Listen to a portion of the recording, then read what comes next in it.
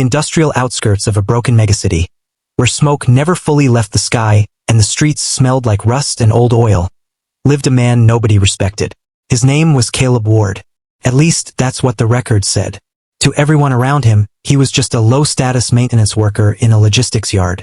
The kind of man people didn't look at twice. He fixed broken machines, cleaned storage units, moved cargo nobody cared about, and got blamed when anything went wrong. No one knew where he came from. No one asked. Because men like Caleb didn't have stories worth hearing. Or so they thought.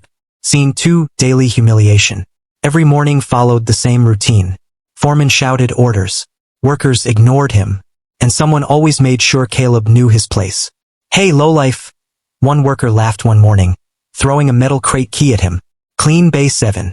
Try not to mess that up too." Laughter followed. Caleb didn't respond.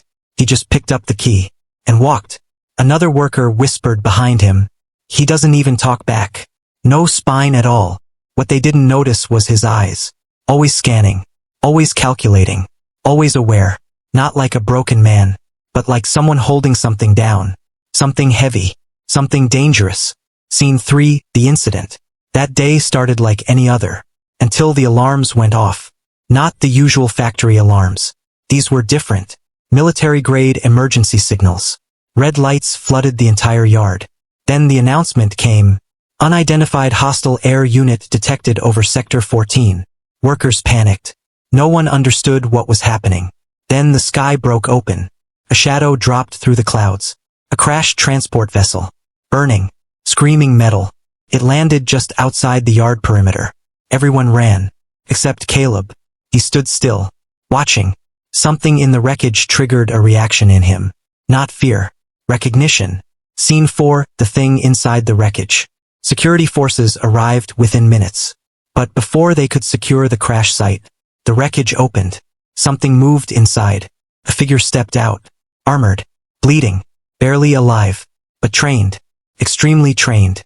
One of the officers whispered, "That's not a civilian pilot. That's military black tier extraction gear." The figure collapsed to one knee, then looked up, and locked eyes with Caleb. At that exact moment, everything changed. The injured soldier gasped, "No way you're alive?" The yard went silent. People looked at Caleb, confused, afraid, because the soldier was looking at him like he had seen a ghost. Scene 5, The Memory Lock. Caleb finally spoke. His voice was calm. Too calm. "I think you're mistaken." But the soldier shook his head violently. No, I'm not. You're him." The word hung in the air. A name no one understood. But one thing was clear. It meant fear. It meant history. It meant war. Security officers raised their weapons slowly. "Step away from the civilian," one shouted. The soldier laughed weakly. "Civilian." He coughed blood. That man ended an entire battlefield sector alone. Silence hit the yard. The workers stared at Caleb, then laughed nervously. "Yeah, right," one said. "This guy." But the soldier kept shaking his head. "You don't understand. He was called the battlefield monster." Scene 6, The First Crack. Something inside Caleb shifted. A memory flickered. Explosions. Metal skies. Screaming radios. Orders. Blood-soaked terrain. Then silence. He blinked. His hand trembled slightly. For the first time in years, something inside him woke up. The soldier struggled to speak. "You were never supposed to disappear. You were erased after the northern collapse." Caleb whispered, "No." But it wasn't a denial. It was resistance, like holding back a flood. Scene 7, The Trigger. One of the security officers got impatient. "Enough of this nonsense." He stepped forward and struck Caleb with the butt of his rifle. "Move." That was the mistake. The moment contact happened, something inside Caleb broke loose. Not anger, not pain, memory. Everything stopped. The sound of the wind disappeared. The yard went silent. Even the alarms felt distant. Caleb slowly lifted his head. And for the first time, his eyes were not human. They were something trained by war. Something shaped by survival. Something that had no patience left. He spoke quietly. "You shouldn't have done that." Scene 8, The Battlefield Awakens. What happened next was not a fight. It was an erasure of assumptions. The officer raised his weapon. Then suddenly, he was on the ground. Not hit, not pushed, just neutralized. The second officer tried to fire, but his rifle was already gone. The third stepped back. Too late. Everything unfolded in seconds. Not chaotic, not loud, just precise motion, like a machine remembering itself. Workers screamed and ran. Security units lost formation. The yard turned into panic. And in the center of it all, Caleb stood completely still, breathing steady, controlled, unshaken. The injured soldier whispered, "Battlefield monster," not as a warning, but as confirmation. Scene 9, the truth beneath the worker. When silence returned, only wreckage remained. Caleb looked around slowly, like someone waking up from a long sleep.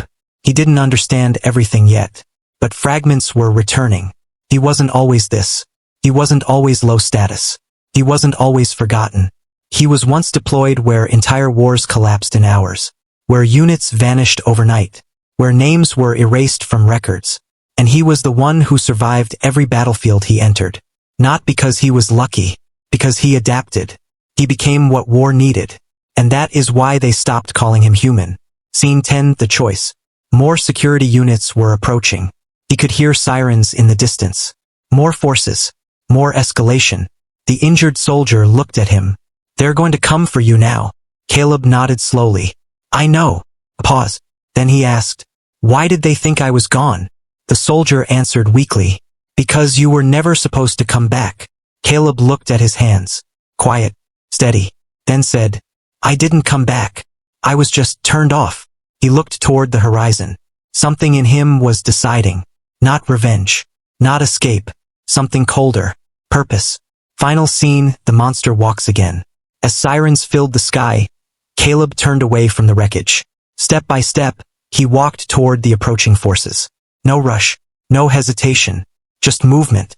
Behind him, the injured soldier whispered, "God help them," because now they understood the truth. The man they treated like nothing was never nothing. He was a battlefield system that had learned how to look human. And now, it had started running again.